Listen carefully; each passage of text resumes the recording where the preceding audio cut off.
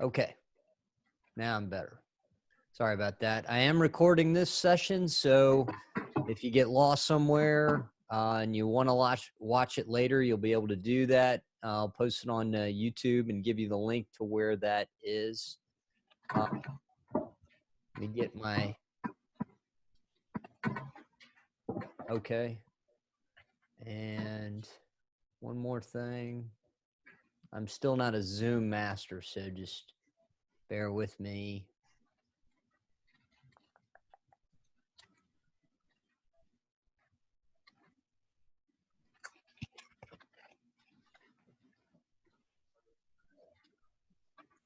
Trying to get my chat up. For some reason, it's not coming up.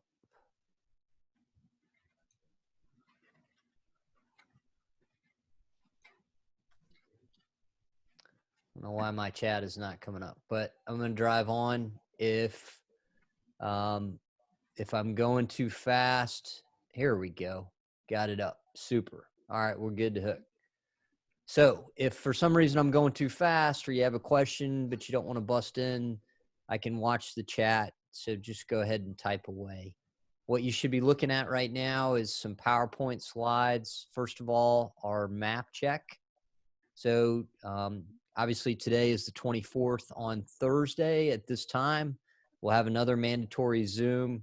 I'm going to talk more about what we're going to do then later today. Sunday, everything that we've done is due on Pearson that hasn't been due up to this point. That should be the homeworks, the extra credit if you want to get a piece of that action, all that stuff. So that's out there for you Sunday at the normal time. This time next week, we'll have another mandatory Zoom to prep for the exam. And then Thursday of next week, we'll have our second exam. It will be through Canvas. I haven't fully decided on the time and things like that. We can talk more about that at the end if you have questions. And we can talk about that more at the end. So looking at what we're going to do today, this is in order. General comments, and then I'm going to go into this thing called confidence intervals. And we're going to do 3 problems, 3 different ways. So out of that, you'll get what's on the agenda for today. We'll start off with a proportion problem. Then we'll go into a problem with means, and we'll do that 2 ways. And then once we're done with that, I'll talk about what Thursday is going to look like and what we're going to do between now and Thursday. And then if we have time remaining, we can go over kind of where we've been. I know, or I suspect that dealing with proportions is a challenge for a lot of folks. And so we can go back over that territory if we have time there at the end. So before I begin, just in the general comments things, I want to say 2 things. One is that I started actually a video log, a vlog. It's not a blog, it's a video portion. I will include this website here at the bottom on announcements and things like that. Again, I don't keep a black book on this type of stuff. It's all about fighting the war on knowledge and making sense out of what we're enduring right now every day and how to translate it. My discussion thus far has been more on supply chain than D3M kind of stuff. But as we grow this thing and become smarter, hopefully I can integrate more of that into the discussion. So that's there. Again, I don't keep a black book and say that Cynthia did or didn't follow it, and so I give extra credit and all those kind of things. If you don't want to do anything with that, that's cool too. It's all about fighting the war on knowledge. So with that, at this point, I'm going to go to my handy dandy little whiteboard, which is what you should be seeing right now. So let's jump on in and talk about this thing, confidence intervals. Okay.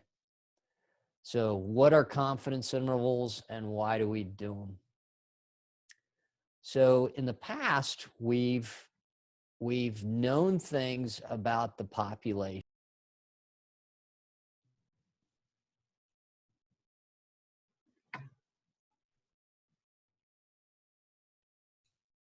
Okay, I'm back. I guess I lost connection. Sorry about that. That's a thing called Murphy, and he's a mother. All right. So back at it. Why do we do confidence intervals in the first place? Well, in the past, I'm just going to draw this line here, and up here, kind of north of this line, is where we've been in the last week or so.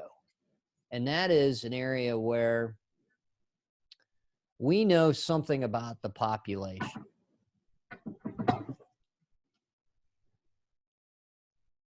Okay, we either know what the population mean is and the standard deviation about a process or something that we're interested in, or we know what the population proportion is. And so what we want to do is take that knowledge and learn more about our specific part of the world that still might be a smaller population. Okay. And we do that by taking a sample.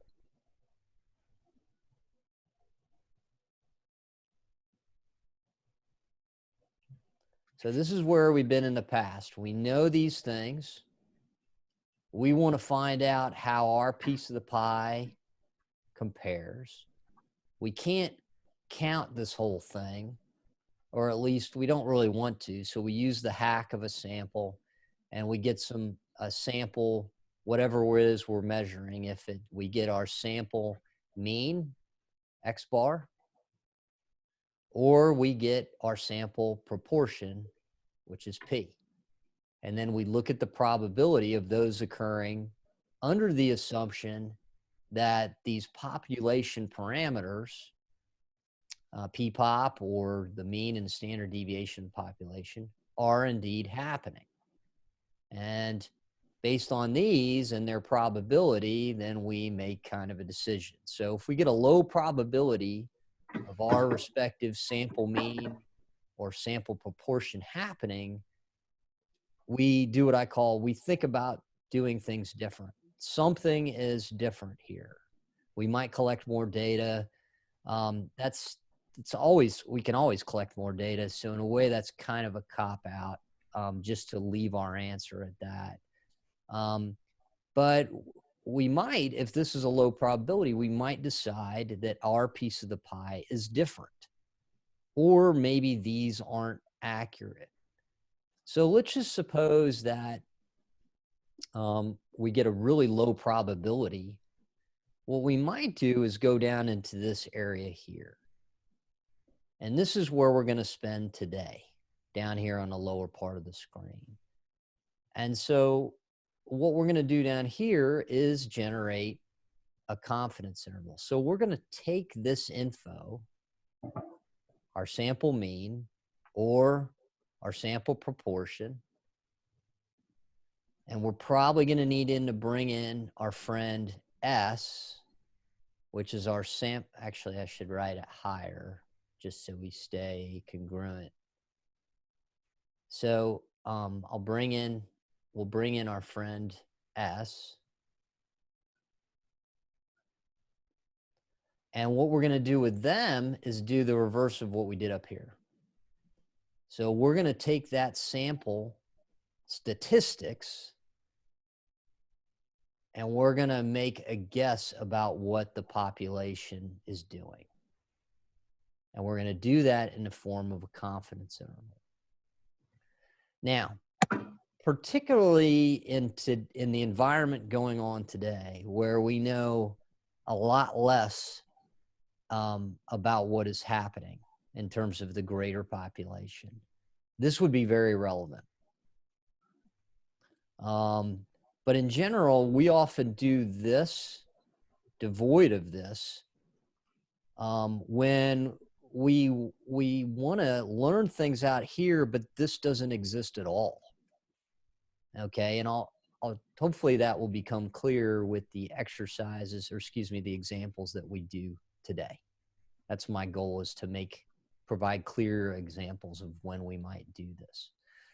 So when we do this out here, we're going to have something in the end that looks like this, and we're going to draw it a couple different times. So this isn't the only time you'll see this,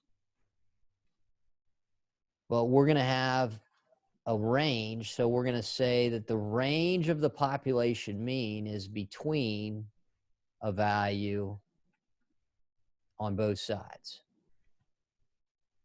So we're going to have an upper value and a lower value. That's what a confidence interval looks like. And the reason it looks like that for a population mean is because at this point, once we're down here below this line, we don't really know what the population mean is. And so we're better off trying to establish a range in which we're guessing it is. But once we're down here, we're never really going to know exactly what it is. That's what science is all about. Now, we're going to talk some more about the details of what defines that range and how we find that range and all those kind of things. That is coming today. The same thing with the population proportion. So our confidence interval, we're going to have a less than or equal to some kind of upper value, and I'm just going to put U for now, and it's greater than or equal to some kind of lower value. Okay, now for future work with you all in here, please, this is what quote right looks like. The only thing that's missing here is values, numerical values on both sides. Where I kind of start to get antsy is when people write these things differently. It's kind of like getting the ball to the 2nd-yard line. It's still not in the end zone. So this is the end zone kind of stuff. Again, I don't have values in here. When I have values in here, that would be happy dance, true end zone kind of things. Notice a couple more things. Notice that we've kept, quote, integrity in our notation.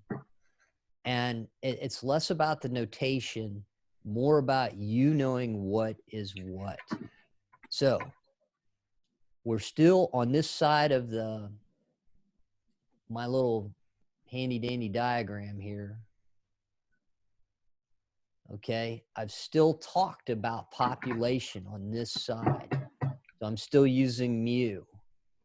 I'm still using population proportion PPOP. On this side, I've talked about sample statistics, sample average or mean, sample proportion, sample average, sample standard deviation, sample proportion. So I want you to take note of that.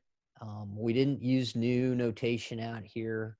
So again, just to kick a dead horse, what we're doing down here in the bottom is we either kind of doubt these things once we arrive here. If we're going this direction, we think something has changed and that these are no longer valid, or we're just starting from fresh and we don't know this because no one has ever studied it. No one has examined it. Maybe it's a new and emerging process. But either way, we're going from sample statistics into population parameters. Here, we're going from population parameters to sample statistics. And that's something I haven't really, with the population, we have parameters.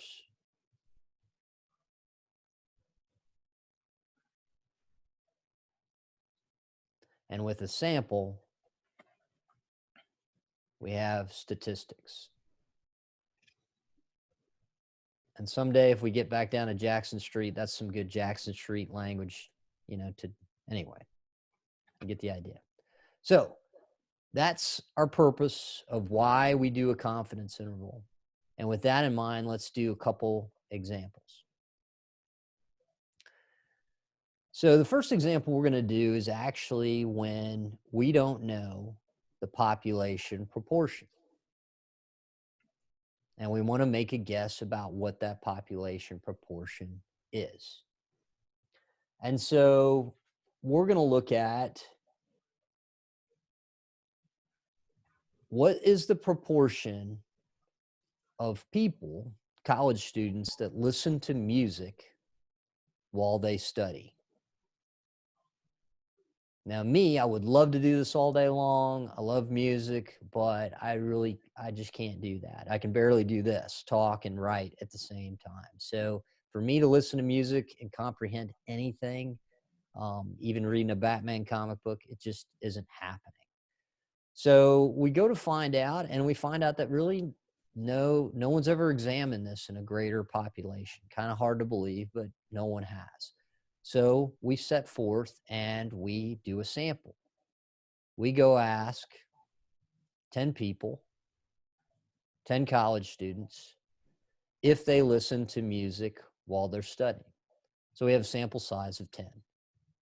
And the ones who do, we find out 3 do.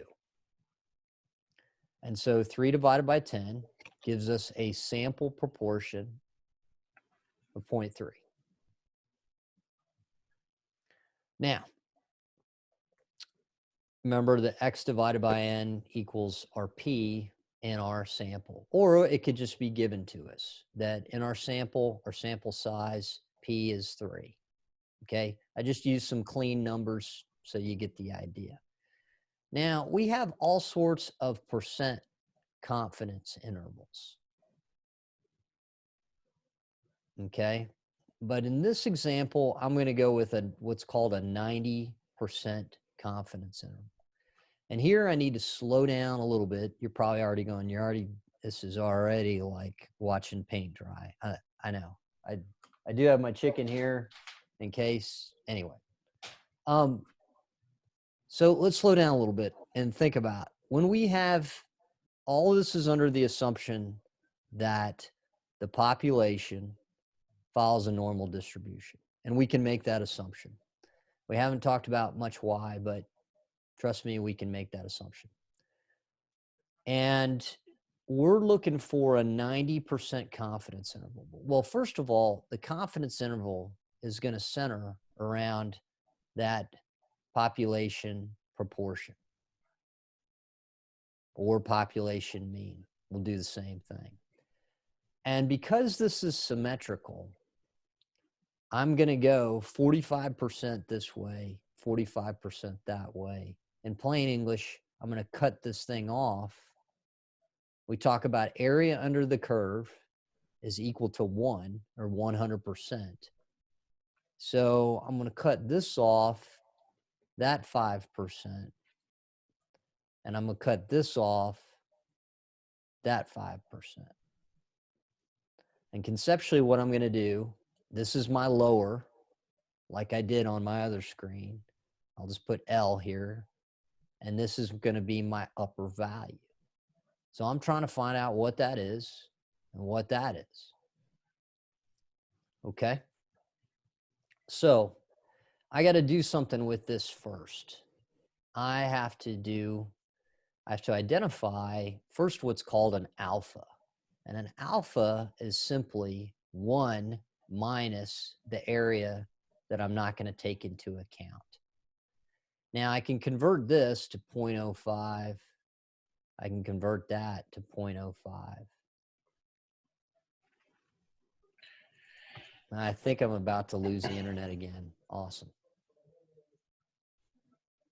Maybe I haven't, so I'm just going to keep driving on. So my alpha, if I added those two together, is 0.1.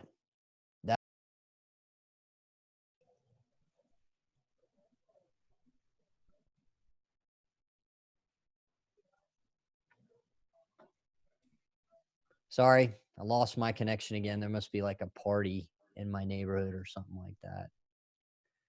Okay, that's great. Lost the whole example. Let's pick up where we were. We know P, our proportion for our sample is 0.3. N is 10. We went through this long thing. We want to do a 90% confidence interval. We need to determine a couple things real quick. One is what alpha is. Alpha is that remaining piece of this that we're not going to take into account.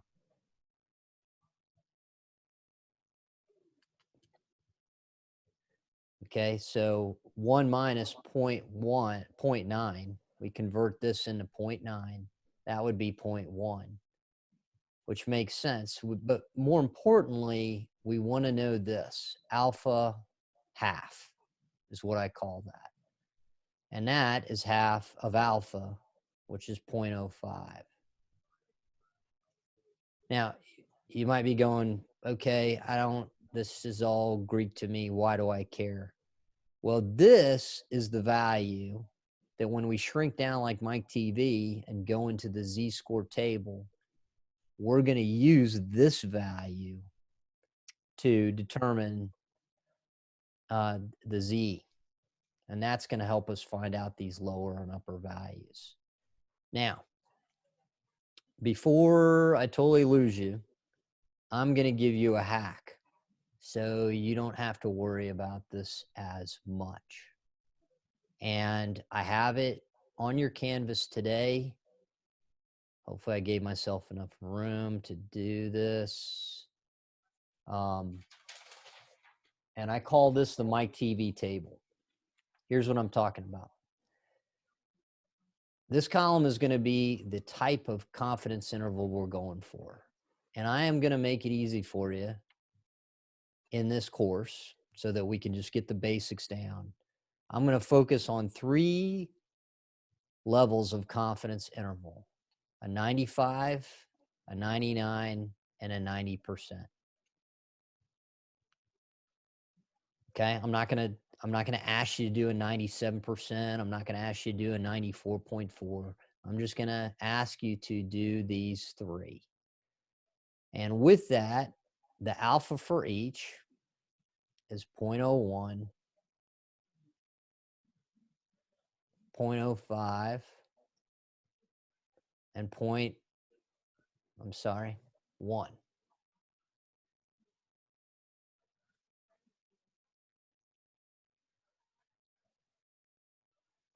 And then the alpha half is half of that column. So 0.005, 0.025. Okay, and 0.05. All right, now here is what the majority of us really care about. This I have a column, question. yep, go ahead. Why was it like 0.05 the first time you wrote it, but then the second time it's 0.005? Because here? Yeah. Probably. And then like in the table you put 2 zeros. Probably because I goofed. Because you're looking at 99%, not 90%. Oh, okay, never mind. Thank you. Yep. Am I good or did I goof? Nope, you're good. Okay. It's all right. I like the questions. I goof this up all the time. I'll just be honest. It's not a strong suit of mine. Here's what we're all waiting for. I know Cynthia's like, show me the money. This column right here. What Z value do I use? Just show me the Z values so we can kind of get on with it. So 2.58. I'm going to write these a little bit thicker so they stand out. 2.58, when I'm doing a 99% confidence interval, I'm going to use a Z value of 2.58. When I'm doing a 95%, I'm going to use a Z value of, that's too thick, of 1.96. And when I'm doing a 90%, I'm going to use a Z value of 1.64. So this table, I call this the Mike TV table. Why? I don't know. I just like to give things names. But most importantly, with a P, you know, I want to know this. And I'm doing a confidence interval. I can use this table right here. Now, I'm still not in the end zone. I'm like on the 20-yard line. Okay. But you got to know what you're doing now. All right. Now, whether you know how we got down to this, we have time. We can work on that. Today, what's most important, I want you to be able to go, okay, I'm using a 90% confidence interval in this example here. So I'm going to use a Z value of 1.64. Okay. So I've got to clear up some space.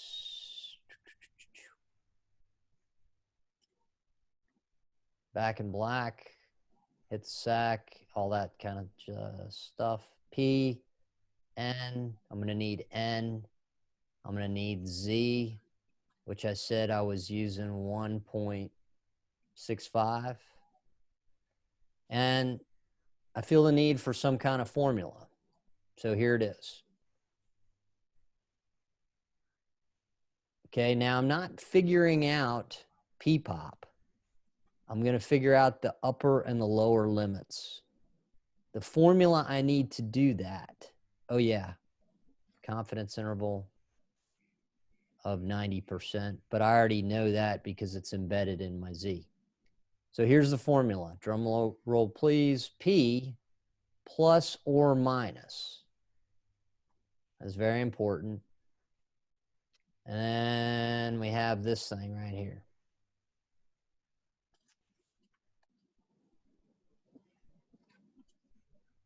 P times 1 minus P over N. And we're going to take the square root of that whole thing. I'm sorry. I need to get a Z in here. Sorry about that.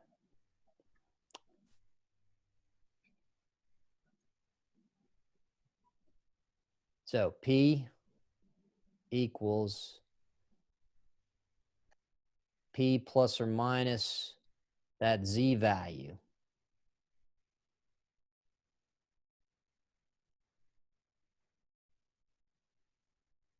Okay, this is the formula I'm going to use to figure out that confidence interval. So let's just get started on the math a little bit. The main thing is I'm going to have an upper value for my interval, and I'm going to have a lower value. So my upper value, the beginning of this is going to look like, I'm going to take that Z value, 1.65, I'm going to put it right there. I'm going to take the square root. I'm going to go ahead and put this in the parentheses. My P is 0.3. My 1 minus P is 0.7. My N is 10. Now, a couple technique stuff here along the way that I like to talk to you about so that this is kind of as painless as possible. You can spend less time on computation, more time on analysis. I'm just going to put these in big brackets here. Okay. And the reason I'm going to do that is I like to call this Z delt. You can call it, I don't know, you can call it Lexi. You can call it whatever you want to. The point is you're going to use it again down here, only you're going to do minus that whole thing. So if you get it right here, all you got to do is drop it there and minus it from 0.3. Of course, if you get it wrong, then you're kind of going to be lost in the sauce kind of thing. So that's the first point. All right, get it right once, figure it out, do this mess one time, and then just set it up either on your calculator or otherwise. So you can put that value down here and you don't have to compute it again. I know that sounds like common sense. Hopefully it is. If it's not, hopefully you get something from that. The greater thing is to set this whole thing up in Excel. Now you might be thinking, well, why would I do that? Well, because we can get it set up in Excel. That does all this for us. Number one, it's harder for us to screw this up in Excel than it is right here on a calculator. In my opinion, I'm more prone to make a mistake punching this into a calculator than I am laying it out on Excel. And the other thing, though, is if I want to change any of this, so let's say I say, okay, great, Jared, that's going to, you got whatever for a 90% interval, but what about a 95% interval? Well, all Jared has to do is change that number right there from 1.65 to 1.96. If I say, okay, Jack, that's great. Keep that at 90%. But Jack, now you have sampled 100 people.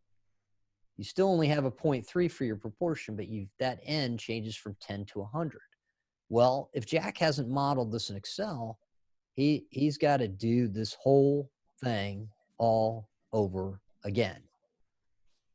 If he has modeled it in Excel, all he's got to do is change that number right there from 10 to 100 and watch the change. So even though I'm doing this on the whiteboard today, and I'm doing that so you can see the formula, I still think it's valuable to do it in Excel. And if we have time, I can lay it out for you in Excel. If we don't, I can, and you have questions on how to do that, then I can accommodate that. We'll figure that out. But to cut to the chase, let me get a different color. So once we do all this math, we're going to get something that looks like this. We're going to, oops, see, mistake I made. Don't do what I just did. We're going to have, it's not just the color, but we're going to have P-pop right smack dab there in the middle of our confidence interval. Because remember, that's what we're trying to establish a guess on what it is. We're going to have it being less than or equal to something or greater than or equal to something. Now, when I do this math, what I get is 0.39 and 0.60. That means that based on this information here and this level of confidence, that my P-pop is in between 0.539 and 0.060. Now, just to understand this thing, if I were to change this, so first of all, what does this mean? 90%. Let's just talk about that real quick.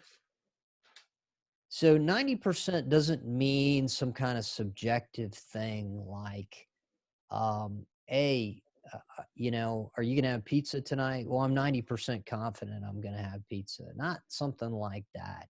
What this 90% means is that this contains 90% of the possible values that the population proportion could be.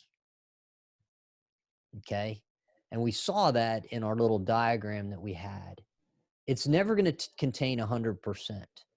And the reason it's never going to contain 100%, and this is one of those times when we can say never with confidence, is because the tails of the distribution go infinite into infinity in either direction, regardless of the fact that my dad doesn't believe in infinity.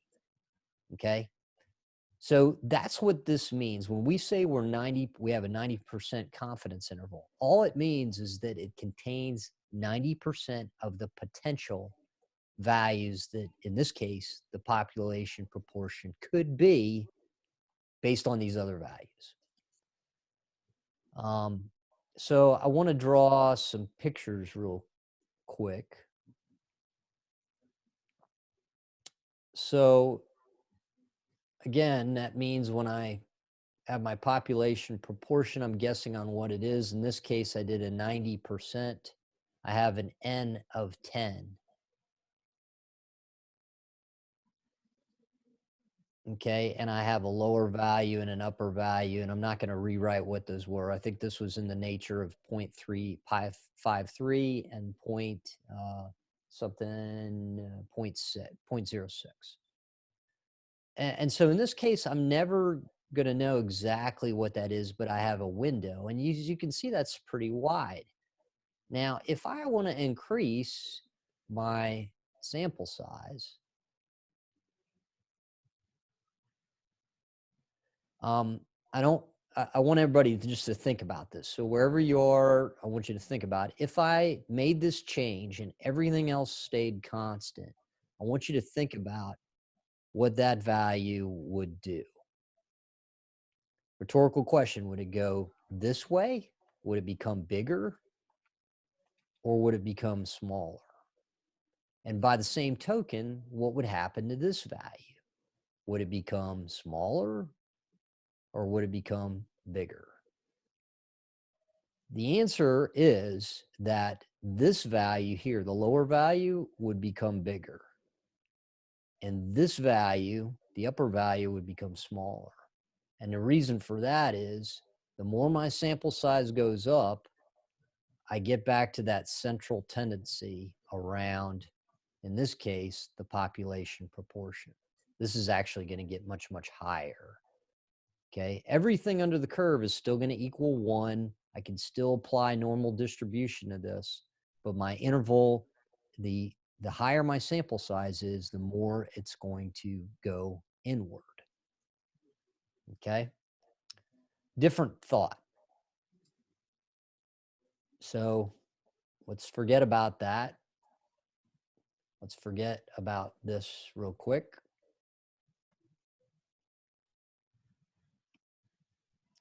If I have a 90% interval and I want to go to 95%, forget about this this red line here.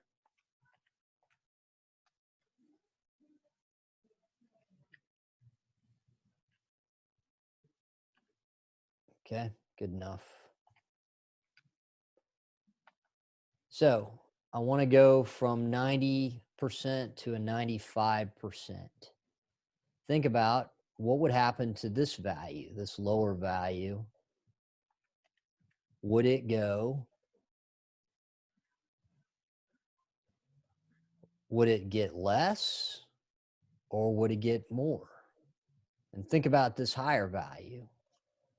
Would it become greater with a 95% or would it become less? So the quote answer is that if I make this increase here, then my lower value is going to become wider, or the interval itself is going to become wider. I'm going to go from this interval out to here.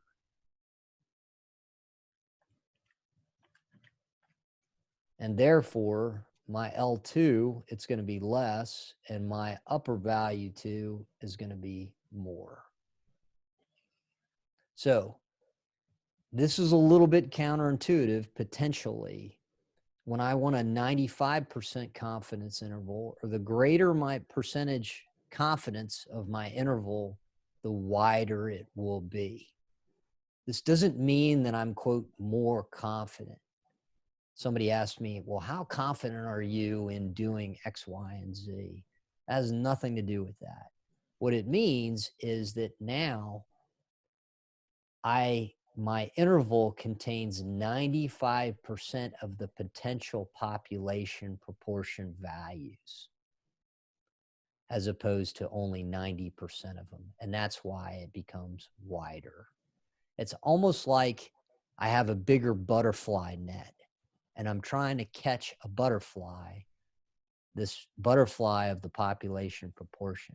And I don't know what that doggone butterfly is, but if I get a bigger net, I should be able to catch more of the possibilities of its value. It's sort of like that. Not the best analogy in the world, but it's not too bad either. So that's for working with so what we've done so far, just to recap in stride, is we didn't know the population proportion, but we were able to get a sample proportion and work with N. We established a standard, a z-score, or really a percentage, and that equates to a z-score. We started with 90%, which equates to a z of 1.96.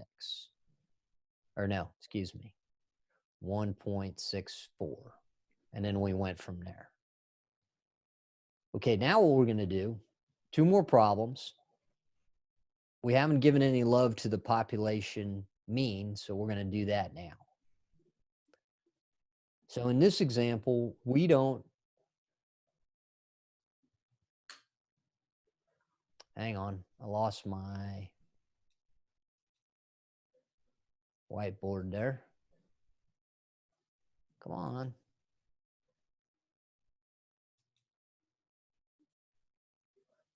Yeah, I got to close this. All right. We don't know the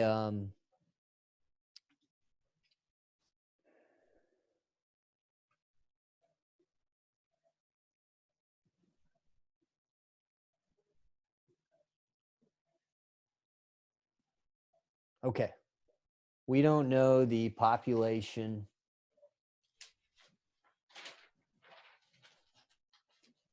bear with me. Okay. How many times can I say okay? Many more, trust me. So here's what we want to find out. We want to find out, since you all have had to transition from resident education to online, we want to know the average amount of time that you're spending outside of class studying and doing homework per week. Again, and we want to know this about your college population. Well, we don't have, man, just please go away. We don't have a population mean established. So we want to find out what that is, and we're going to use some sample data to try to figure that out, some sample statistics. So just for this example, not that there's anything magical about an N of 10, but we're going to take an N of 10. And out of that sample, we add up those. So we ask one student, how much time are you spending studying, working in an online setting? We ask another one, and that's another one, so on and so forth. We add all those together and divide by 10. And we get a value of, I know you're going to gasp, 52.7 hours a week. And we want to know a 99% confidence interval. Okay. Well, to do this problem, from this point, we have 2 variants of this problem. I'm going to show you the first one. And it's important to realize that what I'm about to talk about is kind of the fork in the road. And I have other ways of showing you this this isn't the only time we'll talk about this. The first question, and I'm just going to write it, is we don't know the population mean, but do we know the population standard deviation? And for this example, we're going to say that we do and that it's 4. Now, this to me is the lesser likely of the 2 scenarios, because I really don't know how we would know the population standard deviation and not know the population mean. But I suppose you could have an expert or somebody who has an idea of how much the variance is within the population, but still doesn't know the mean. And so that's why we do this example. It's also a good warm-up for the second way that we're going to do it. So we have everything we need here. We're just going to go ahead and talk about alpha down here, which if we go back to our Mike TV table, we want to go ahead and just get it straight in our mind. What we know that alpha is 0.01, that adds to 100, and then alpha half is 0.005. But again, what Cynthia cares about is what Z is equal to, and we know that Z for a 99% confidence interval off our Mike TV table is equal to 2.58. And when you think about that, just mathematically, that makes a lot of sense because that bigger value of 2.58 versus the smaller ones of 1.64 is going to make that confidence interval fatter and wider, as opposed to the lesser ones that'll make it tighter. So that alone. So that makes sense.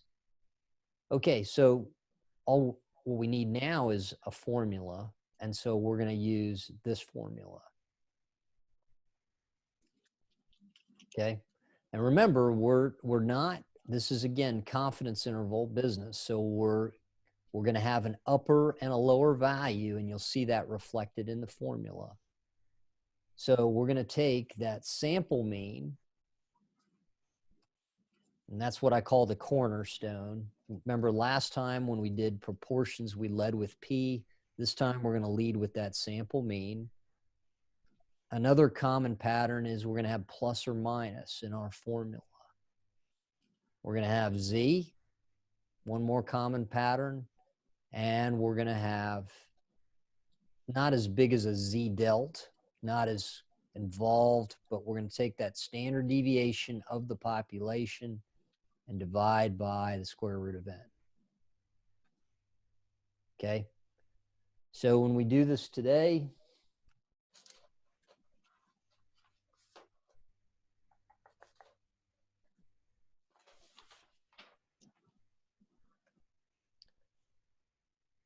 we've got that, oh, I didn't give you our, yeah, I did, 52.7. And we'll do the plus first, so the upper, put that 2.58 in there. And then we have our standard deviation of 4 divided by the square root of 10. Getting too much pink on the board, so our lower value, we have 52.7 minus 2.58 times 4 over the square root of 10.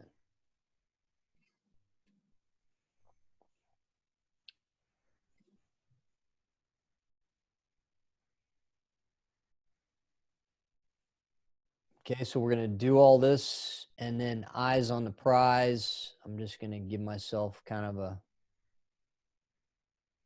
little box. My mu goes in the center. I have less than or equal to. I have greater than or equal to. I'm going to take this upper value, and I'm going to put that right here. And in this case, that is 55.96. And my lower value goes right here.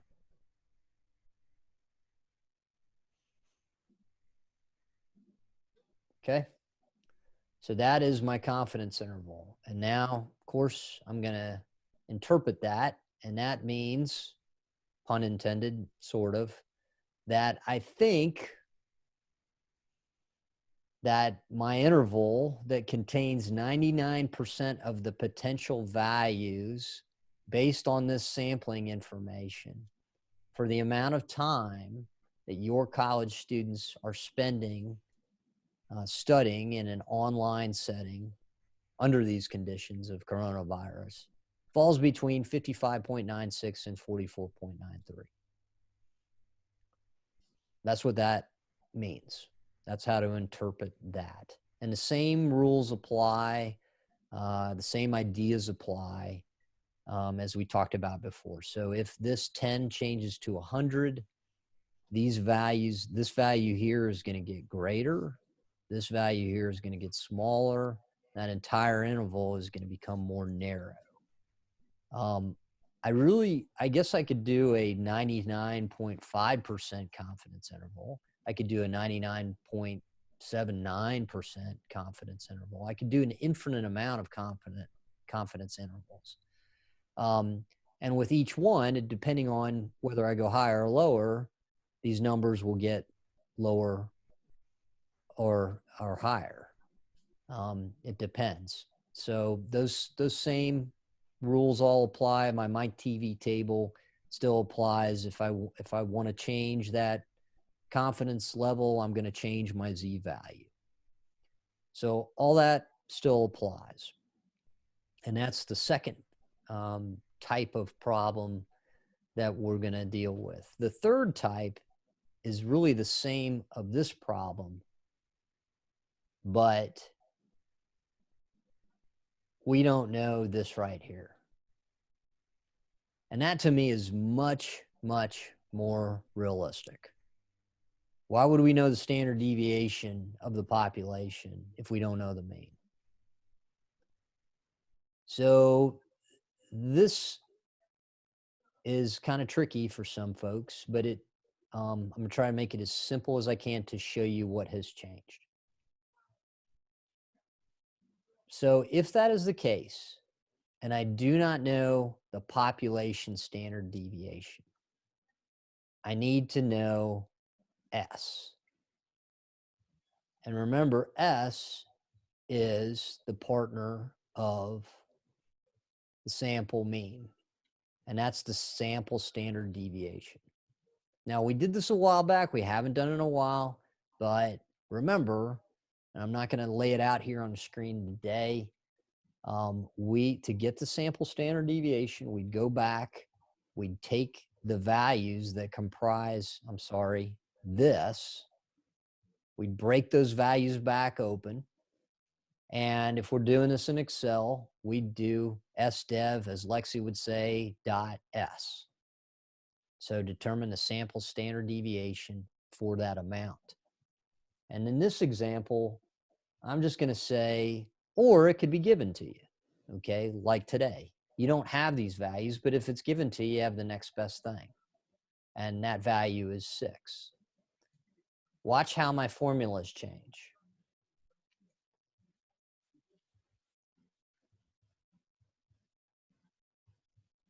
Instead of using the population standard deviation, you should ask yourself, well, what would I use?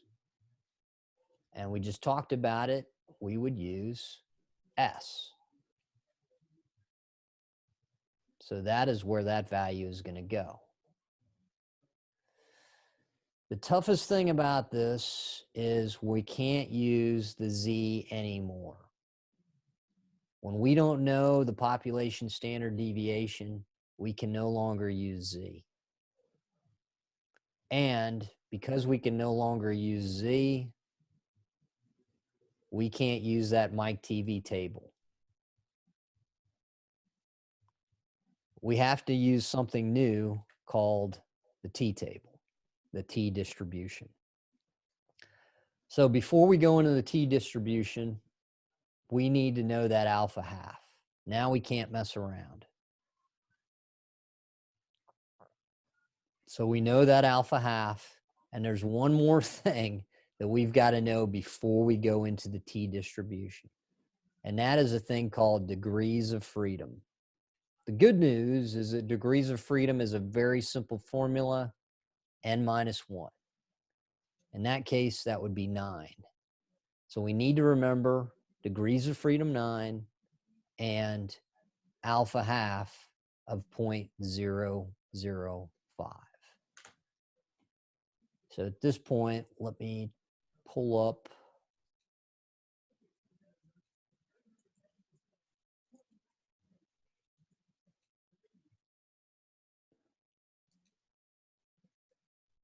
Okay, and this is on today's canvas, this T table. So you want to make sure that you pull down that and you know where it is. It's on our today's date canvas for today. So remember I said degrees of freedom. First thing I'm going to do, it's different. So we first, okay, you know, with the Z table, I was in New York and now I'm in San Francisco. So I kind of got to get oriented on what I'm looking at here. And it's not the same thing. Okay. First things first is my degrees of freedom column that runs over here on the left-hand side. And because my degrees of freedom is 9, I'm going to go down to that 9 right there. Can I get this bigger? I apologize for this. Let's go, see if I can go bigger. All right, cool. I can.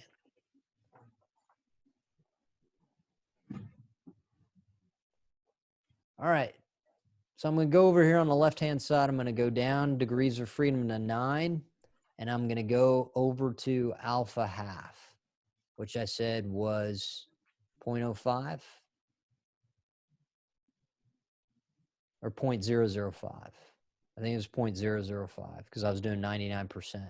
So I got to keep on trucking all the way over here till I get 3.25. Okay, right there. 3.25. And I'm going to remember that 3.25, and I'm going to go back to my whiteboard, which has probably dumped all the work I had on it. No, it hasn't. Sweet. So first things first, I'm going to put a T here. I'm going to get rid of these other values. That right there. And I'm put that 3 point, whatever I had, 3.25, I think it was.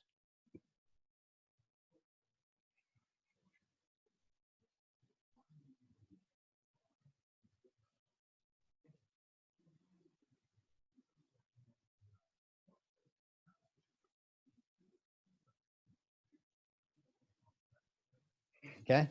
Everybody see that?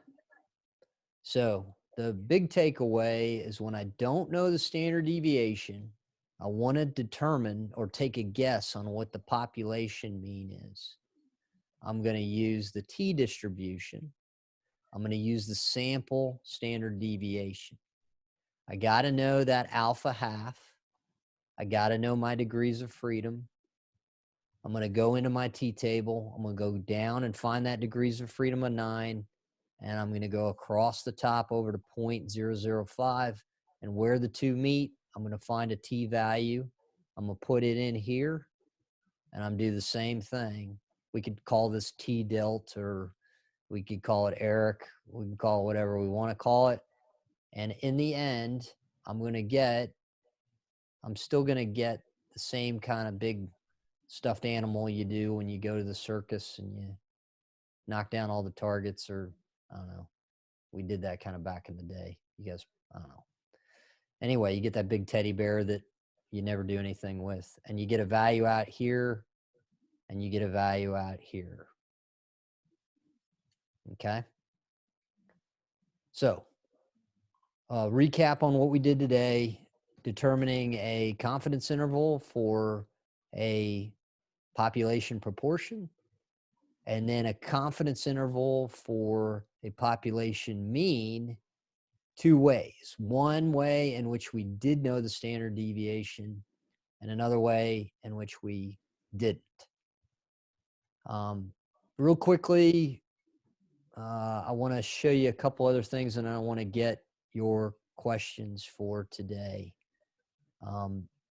First thing, I want to show you what we're going to do between now and Thursday.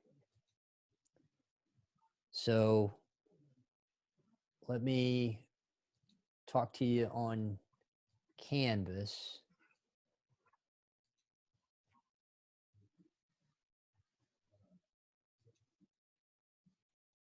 So the bottom line, what we're going to do is called a squad drive. So I'm looking at our course in Canvas. If I go down here to squad drive and squad assignments and open that up, this page talks about what we're going to do. So I'm in the wrong course. It would be helpful if I was in the right one. That's usually a good technique.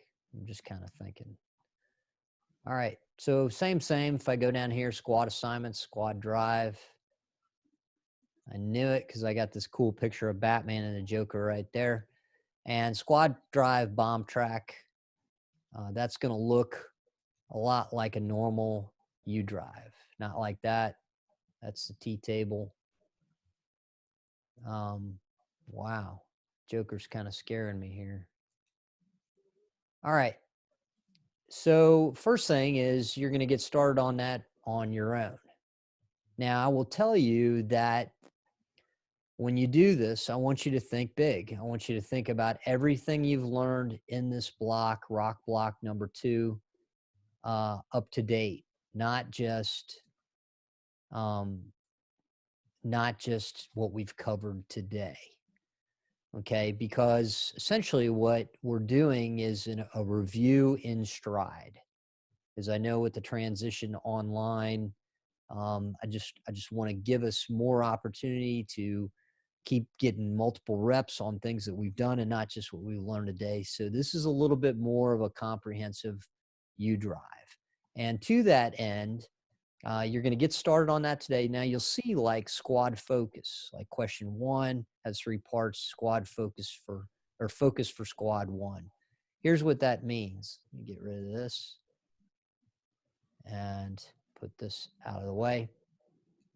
So right down here on Canvas today, you'll see that you're in one of 5 squads.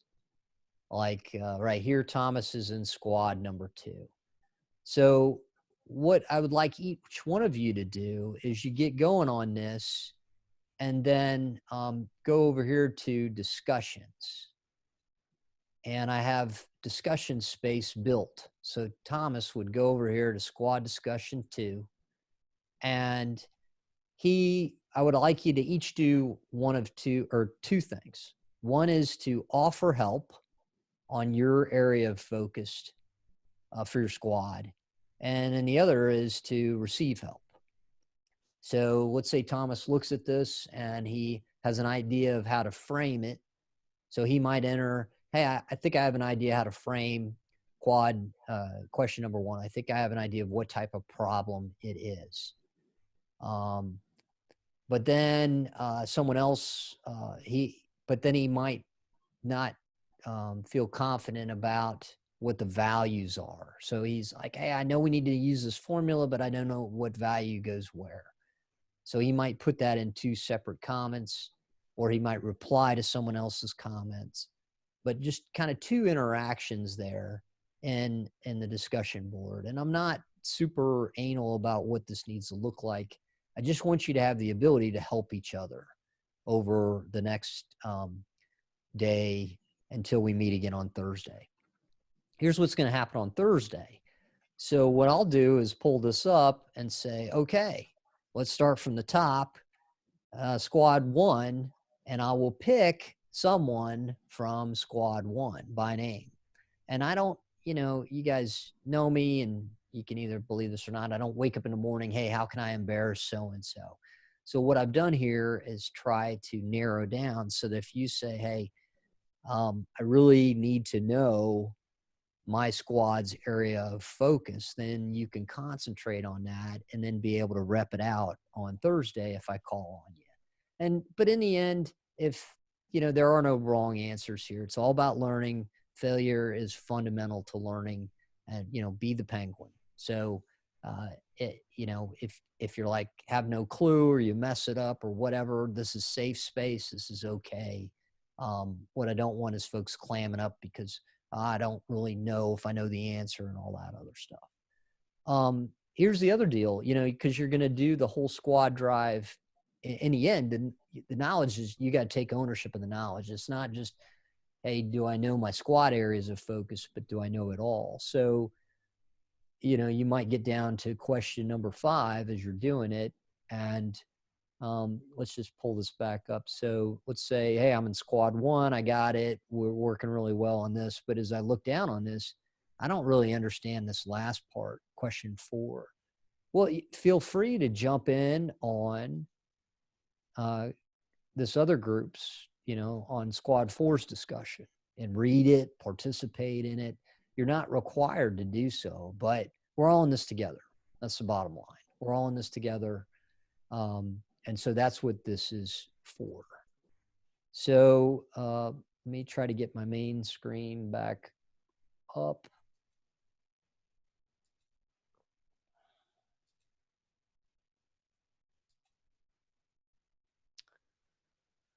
I don't know why it's not happening. There we go. Super. And I just feel like I've done what I always hated when people do, and they just talked incessantly. There we go. I feel like you might have made a typo. I think we got straight on that. We straight on the, I think we're straight on that. Your Mike TV, your second slide doesn't coincide with your last slide. So for your second slide, it said 99% was 0.05 and your 90% was 0.005. So I think that's why people are getting confused. Okay. So are we straight now?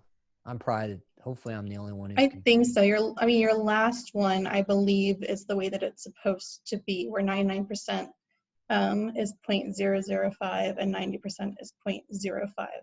And that's the correct one, correct? So say that again, Jennifer. Your 99% confidence interval and your alpha half is 0.005 for 99%, correct?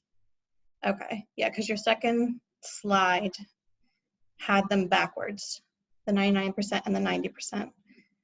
Which I think is why people were getting confused. Okay. On the Mike TV, the PowerPoint for today. They're messed up. Yeah, at the bottom. And then I think people were kind of confused as well for the 90% because you have you were saying 1.64 to begin with, and then there's 1.65 as well. So I think they were kind of confused as to whether it should be 1.64 or 1.65. Okay. Well, what I will do is and so we're talking specifically about the PowerPoint that's on Canvas. Mm-hmm. Okay. So I will look at that one more time and make sure that it's straight and fix that right as after we get off so that you guys have the right one. I have a question. Yep. So do we have a plan for this project that's supposed to be due in like April that we like planned for with our partners and stuff like that? Do we still have that due, or how do we go about doing that, or is there any info on that? Yeah, so I don't have a straight answer today. I'm thinking about that. The bottom line is I'm going to give you alternatives to what the original project asked you to do. Okay. So if you've already invested time and you've collected data and you've made progress on that already and you don't want to change, then you could continue to do that. If you haven't, which is what I suspect most people are just in that position, just because of the constraints that we're under, then I'm going to give you a couple alternatives. And my plan is to give you that this week. Okay. I don't have it today. I wish I did. I apologize for that. But I think they're all great questions. I think that's a very good question.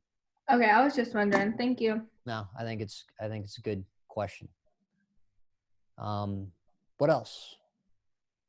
Anything at all? Yeah, I had a quick question on the last problem when it was solving using S. Yes. When you did your math, I saw that you did a 4, but then the S was given was a 6. Is that just a typo or? So, the bottom line, Thomas, I probably needed to change the 6 all the way down if I didn't. So Yeah, because I think you were going back to show the differences between the second problem and the third problem, and I think you just forgot to erase the 4 and put 6. Oh, yeah. Okay. so All right. yeah, I apologize if that's, and again, if you're in Excel and you know what you're doing, you only have to change how you've set it up. But I should have changed, if there was a 4, I should have changed the 6 all the way down.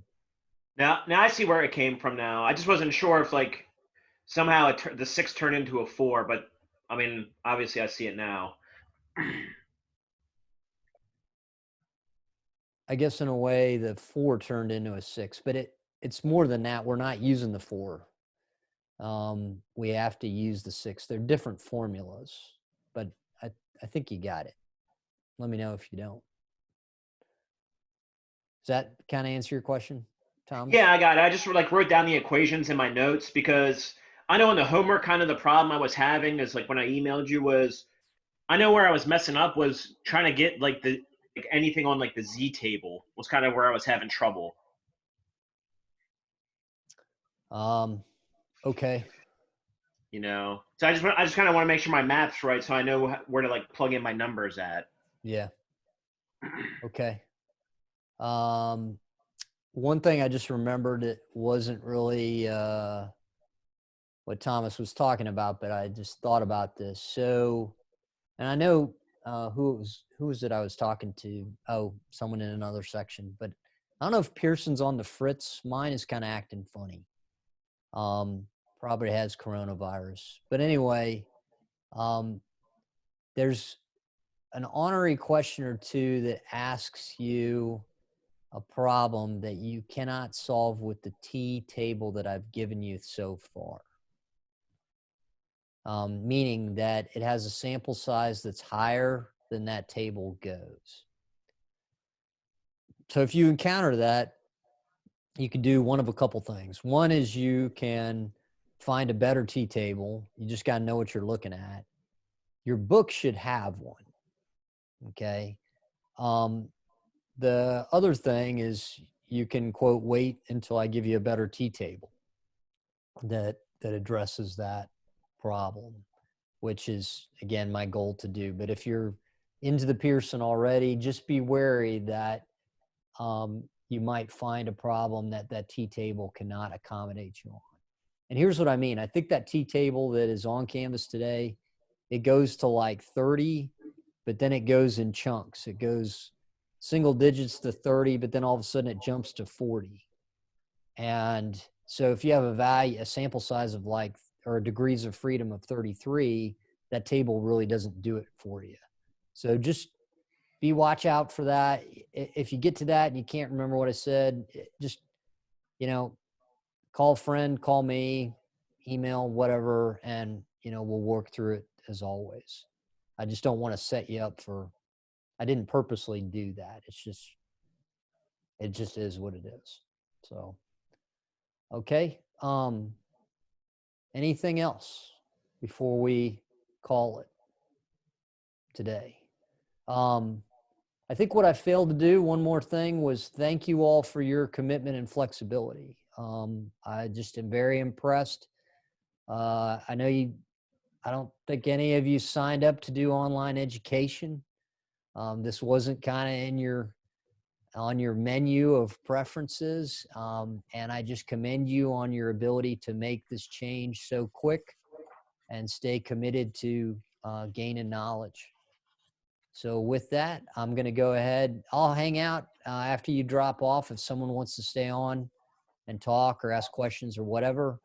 Otherwise, I'll stop the recording once I drop off, and then I'll post this recording, as confusing as it, I'm afraid, may be, onto Canvas, and I'll fix that Mike TV table that's in the PowerPoint. Have a great day, and I'll see you on Thursday.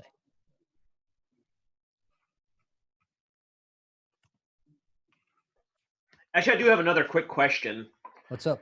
So for the Pearson lab homework for the next chapter, we're gonna have to use the T table that you provided in Canvas or the book.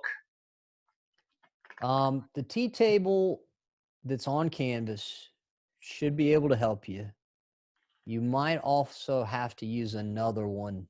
And if that is the case, then I would look in your book to find it. In the meantime, I'm going to try to get you one.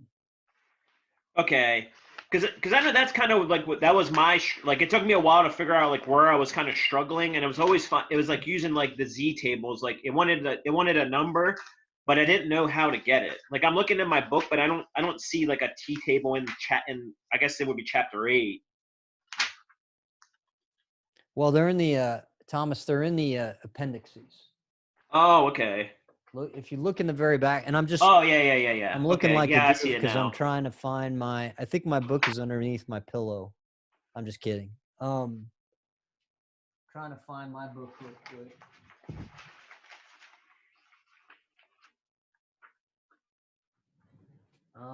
Do you see them now though? They should be in the appendices. Yeah, like the very back has the like cumulative properties and all kind. Yeah, okay.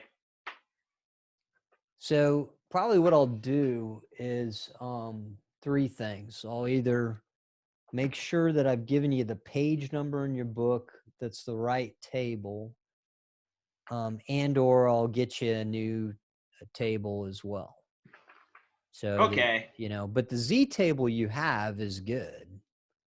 Yeah, that's what I wasn't sure if like that coincided with our homework, and that was like because like I struggled with the one homework for like a while. Like I couldn't figure out like why my numbers like no matter what I did and I jockeyed the numbers around, I didn't get the right number. So I was like redo it, and then I realized that I didn't have like the Z table, so I couldn't get that number. And then I was like, well, where do I figure it out? And when you like ask like question help, it doesn't really give you like an answer or anything. It just kind of just gives you the formula, and they're like, there you go. And then, but now I kind of understand a little bit better of how everything's kind of structured a little bit. So do you have a Z table you're using? I have the one you gave me, and then I have the hard copy of the book. And now that Okay. I'm looking in the back of it, I see that there's quite a few tables back here. There's like a couple of degree of freedom. Yeah. This one's cumulative properties. So there's a bunch, but I just didn't know like where the numbers were coming from. Like, that's kind of my struggle. And then once I figured out of kind of like, oh, okay, then it went pretty well. Okay. Yeah, I mean, when I find my book and it's here in this mess somewhere, I'll make sure that I send you an email and post on Canvas what the right tables are. Yeah, that would. I mean, if it's in Canvas, if that one's fine, because there's a bunch of tables here in the appendix. Yeah. Because you look in the chapter and they don't give you the like the table. Yeah. Try using the one in Canvas for now. I'm just giving you a heads up that you might run into a problem. And I'm not speaking cryptically. I just remember this from last time where I had assigned a problem that had a sample size that the table did not cover. But I mean, there's also Google as well if you just know what you're looking for. But I don't mean to set anybody up for failure. I'll get you some guidance on tables. Okay. Sound good? Yep. Thank you very much. Okay. Have a good one. Hey, you too. Take care.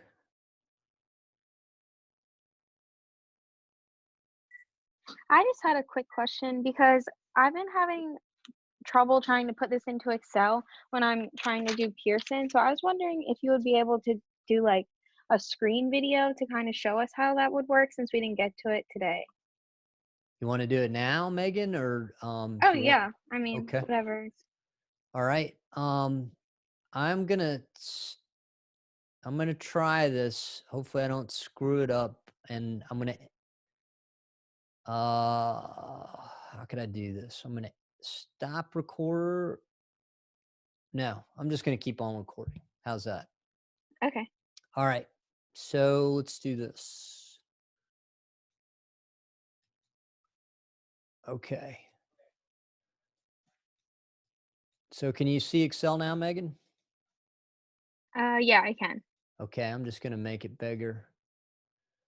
All right. And so you're talking about how to model this in Excel? Yeah, because I was just putting in the values that I was given. Is that correct? Or should I be actually using Excel to give me those values? Now, I would just, when I say use Excel, I mean just to not to perform any fancy Excel calculations. Okay. So in other words, let's just say that we're trying to determine confidence interval for population proportion, and we know that P is 0.3. We know that N is 10. Let's say we already know that we want to do a 99% confidence interval. So Z is going to be 2.58. And do you want me to keep going, or does this? Yeah, that makes sense. I guess the only thing is then how do you put the equation for finding the confidence interval? I mean, like the formula? Yeah, so do you just type that in, or is it like a drop down formula that you can click on? No, it's not a drop-down formula. Okay. I just recommend, and we could do it real quick. So let's just take that formula. I don't know if you have it handy in your notes in front of you.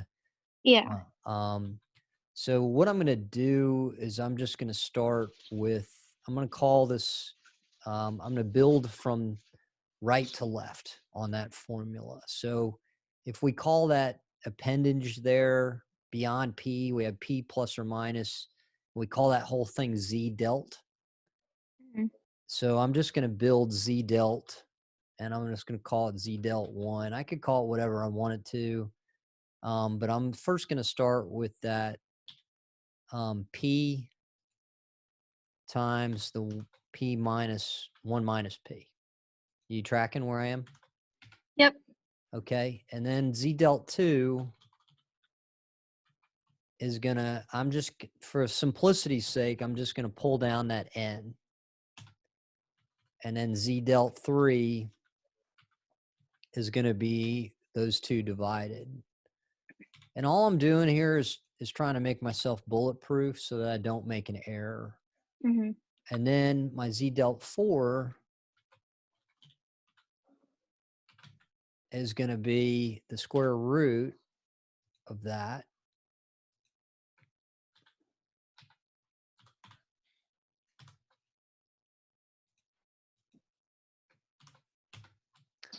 And then my Z delt, I don't need to say 5 anymore because now I'm there, is going to be this number here multiplied by Z, which I parked right up there. And you could do this a different way. You could do it with less Z delts. You could, I mean, you could put P in a different place, all that kind of stuff. And then what I'm going to do down here is for my upper, I'm going to take P plus that Z delt. And for my lower, I'm going to take P, no, almost made, I'm going to take P minus that Z delt. Okay. That looks kind of funny, but I guess it's not. Does this make sense? I don't know why that value is negative though. Yeah, that makes sense. I just wanted to make sure that, so pretty much how you do it on Excel is the same way as if you're working it out on paper. There's no formula that does everything at once. You just go by step by step. Yeah. And I still am not comfortable with this lower value because I don't know why I would get a negative proportion. So, I shouldn't get, I guess it's something's going on here. That's weird. But here's the value of this, Megan. So I say, okay, great. You got an answer of this, and you Mhm. would write that with your P-pop in the middle. Right. But then I say, okay, what if your N changes to 100? Right. Then you can just change it and it'll calculate everything. Right. Okay. So that's the value of that. Or Mhm. if I say, okay, what if you do a 95% confidence interval? All you got to do is change that, Mhm. and so on and so forth. So Okay. I guess your question was much shorter than I answered it. The bottom line is there's no fancy formula in Okay. Excel that'll just jump you to this. Mhm. But I think this is a good habit, quite Yeah. frankly, because then you can do the what ifs kind of thing. Okay. So does Thank that you. help out? Yeah, of course. Yeah, that helped a lot. Okay, cool. All right. And Max, you're still out there. Anything I can help you with?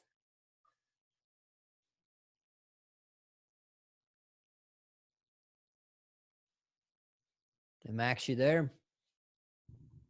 Yeah, I'm here. Okay. I'm just going through some stuff.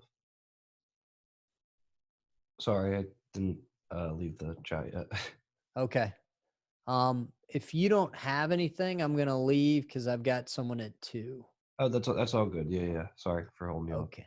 All right, no problem. I hope you're well, man. Take care. Thank you. Have a good day. Okay, you too.